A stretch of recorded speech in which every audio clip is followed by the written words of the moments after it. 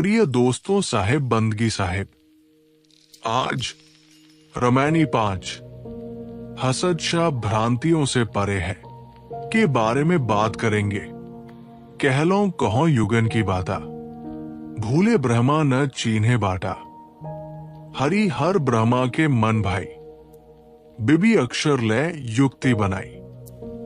बिबी अक्षर का कीन बंधाना, अनहद शब्द ज्योति परमाना। अक्षर पढ़ी गुनी राह चलाई, सनक सनंदन के मन भाई। वेद कितेब कीन विस्तारा, फैल गैल मन अगम अपारा। चहु युग भक्तन बांधल बाटी, समुझी न परली मोटरी फाटी। भय भय पृथ्वी दहो दिश धावे, अस्थिर होए न औषध पावे। होए बेहिस्त जो चित न डोलावे, खस मही छाड़ी दोजक को घावे। पूरब दिशा हस गति हुई, है समीप संधि बूझे कोई। भक्ता भक्ति कीन सिंगारा, बूढ़ी गैल सब माझल धारा। साखी बिनु गुरु ज्ञान दुंद भई, खसम कही मिली बात। युग युग सो कहवैया, काहो न मानी बात। भावार्थ, युगों की बातें कहां तक कहूं। संसार के लोग ब्रह्मा के स्वरूप को भूल गए, सही रास्ता नहीं परख सके, अर्थात ब्रह्मा की वास्तविकता क्या है ये नहीं समझ सके। विष्णु, महादेव तथा ब्रह्मा के मन में भी यही बात अच्छी लगी और वे ओ प्लस म सो प्लस हम आदि 2 अक्षर मिलाकर ब्रह्मा की व्याख्या करने तथा संसार सागर से तरने का उपाय बताए। इस प्रकार ब्रह्मा को व्याख्यायित करने के लिए 2 अक्षरों की परिपाटी बनाई और अनाहतनाद श्रवण तथा ज्योति दर्शन को ब्रह्मा का प्रामाणिक साक्षात्कार मान लिया। शास्त्रों को पढ़गुन कर संप्रदाय चलाए गए और सनक सनंद नादी को भी ये मार्ग अच्छे लगे। वेदों और किताबों का बहुत विस्तार हुआ। इन अगमपार वाणियों एवं शब्दजाल में मनुष्यों का मन बिखर कर उलझ गया। भक्तों ने चारों युगों में भक्ति मार्ग की योजनाएं बनाई है। उनकी समझ में ये बात नहीं आई कि हमारे ऊपर भ्रम की मोटरी फट पड़ी है। संसार के मनुष्य भयभीत होकर 10 दिशाओं में भटकते हैं, न वे स्थिर होते हैं और न उन्हें बोध एवं शांति रूपी औषध मिलती है। यदि मनुष्य अपने मन को चंचल न करे तो उसको तत्काल स्वर्ग का सुख प्राप्त हो, परंतु मन तो अपने चेतन देव प्रभु को छोड़कर विश्ववासना रूपी नरक में दौड़ता है। हस की स्थिति ज्ञान परक दशा में है। ये तत्व सबके पास है, परंतु इसका रहस्य कोई विरला समझता है। भक्त लोग भक्ति का श्रृंगार करते हैं और सब संसार सागर में डूबकर मरते हैं। बिना गुरु ज्ञान के ही ये झगड़ा मचा है। भक्तजन लोगों से मिलकर जीव के ऊपर किसी भिन्न खसम की बात बताते हैं। इस प्रकार के उपदेश युगानुयुग से चले आ रहे हैं और उन्हीं के प्रभाव में लोग प्रभावित है। सही बात मानने वाला कोई नहीं है। व्याख्या: ब्रह्मा का सीधा सादा अर्थ है बड़ा वृहत्वाद ब्रह्मा। अपने शुद्ध चेतन स्वरूप का भाव लेकर ये मानना कि मैं ब्रह्मा हूं, शुद्ध बुद्ध हूं। जिस परम तृप्ति की मुझे भूख है वो मेरे ही अपने शुद्ध स्वरूप में निहित है। ये अध्यात्म का उच्चतम बोध और स्थिति है। परंतु जब ये मान लिया जाता है कि सारा विश्व ब्रह्मांड ब्रह्मा है और वह मैं ही हूं, तब हम एक ऐसी भावुकता में बच जाते हैं जिसका साक्षी बोध नहीं है। मैं अनंत विश्व ब्रह्मांड हूं, ये किसी का अनुभव नहीं है, किंतु एक भावुकतापूर्ण जोशीली धारणा है जिसमें सत्य का रास्ता खो जाता है। मैं सबका साक्षी शुद्ध चेतन हूं, ये अनुभव तथ्य है। फिर इसके साथ मैं में ब्रहा शब्द जोड़ देना कोई बुरा नहीं है। सावधानी यही होनी चाहिए कि मैं में जगत न जोड़ा जाए।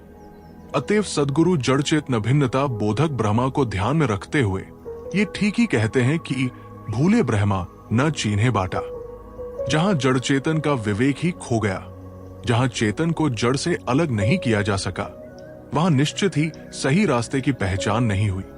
वस्तुतः ब्रह्मवादी वास्तविक ब्रह्मा को भूल गए। वे चेतन मात्र का बोध और स्थिति छोड़कर अगज गव्यापक जड़ चेतन भिन्न मान लिए। ओम, सोह, राम आदि मनुष्यों द्वारा कल्पित नाम है। इनके जपादि किसी परिपाटी के साधक के लिए साधना में कुछ दूर तक सहायक हो सकते हैं, परंतु ये नाम किसी साधक का लक्ष्य नहीं हो सकते। इसी प्रकार अनाहत शब्द और ज्योति की बात है। कान आदि छिद्रों को बंद करने तथा एकाग्रता होने पर जो सिर के भीतर ध्वनि सुनाई देती है उसे अनाहतनाद कहते हैं। वो तत्व प्रकृति एवं नसों की झनकार होने से श्रोत्र का श्राव्य है, जड़ है। इसी भांति आंख मीचने, नस दबाने, त्राटक करने या सहज आंख बंद कर आंखों के भीतर ही गर्मी पर ध्यान देने से कुछ समय में ज्योति दिखाई देती है। ये भी दृश्य होने से जड़ है। इस प्रकार शब्द, ज्योति आदि को ब्रह्मा एवं अपना स्वरूप मान लेना अपने को धोखे में डालना है। केन उपनिषद के ऋषि कहते हैं, जिसे आंखें नहीं देखती किंतु जिसकी सत्ता से आंखें देखती हैं, उसी को ब्रह्मा जान, और आंखों से देखकर जिसकी तू उपासना करता है वो ब्रह्मा नहीं है। जिसे कान नहीं सुनते किंतु जिसकी सत्ता से कान सुनते हैं, उसे तू ब्रह्मा जान, और कानों से सुनकर जिसकी तू उपासना करता है वो ब्रह्मा नहीं है। एक किसी परिपाटी का साधक अपने मन की एकाग्रता के लिए क्रियाओं के रूप में अनाहतनाद श्रवण तथा ज्योति दर्शन कर सकता है, परंतु इसको बीज की ही साधना मानना चाहिए, लक्ष्य नहीं। अनाहतनाद, सार शब्द, ज्योति आदि इस प्रकार जितने नाम लिए जाते हैं सब जीव के भास, दृश्य एवं कल्पित है। ये मन के संयमन में सहायक हो सकते हैं, वस्तु स्थिति नहीं। समाधि में जब मन की सत्ता ही समाप्त हो जाती है तब मन से चित्रित शब्द, ज्योति आदि का कहां अस्तित्व। वहां तो स्वस्वरूप चेतन की शुद्ध सत्ता मात्र है और गहरी शांति है। भारत में 4 वेद बने, पीछे अनेक ब्राह्मण, आरण्यक, उपनिषद, शास्त्र, महाकाव्य, पुराण, उपपुराण आदि असंख्य ग्रंथ बने। विदेश में तौरेत, जबूर, इंजील, कुरान, हदीस, जिंदावेस्ता आदि असंख्य ग्रंथ बने। नाना विद्वान और महात्मा नाना ढंग से अपने विचार रखे। इन सब में पढ़कर मनुष्य का मन फैल गया। स्वस्वरूप बोधक वाणियां तो बहुत ही कम होती है। इसके बिना कहां बोध और कहां शांति। हर समय में मनुष्य के मन में भक्ति की भावना रही है, चाहे भय और स्वार्थ लेकर, और चाहे किसी के गुणों से प्रभावित होकर प्रेमवश। अधिकतम मनुष्य भय तथा स्वार्थवश होकर ही भक्ति करते आए हैं, जो घटिया है। भक्तों ने भक्ति विस्तार के लिए सदैव अनेक रोचक और मिथ्या कथाएं गढ़ी है।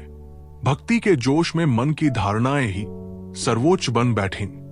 यहां तक कि आग, पानी, पत्थर, नदी, पेड़ मनुष्य के कल्याणदाता सर्वश्रेष्ठ बन गए, और स्वयं मनुष्य, जिसने इन जड़ पदार्थों को मान्यता दी, इनके सामने घुटने टेकने लगा।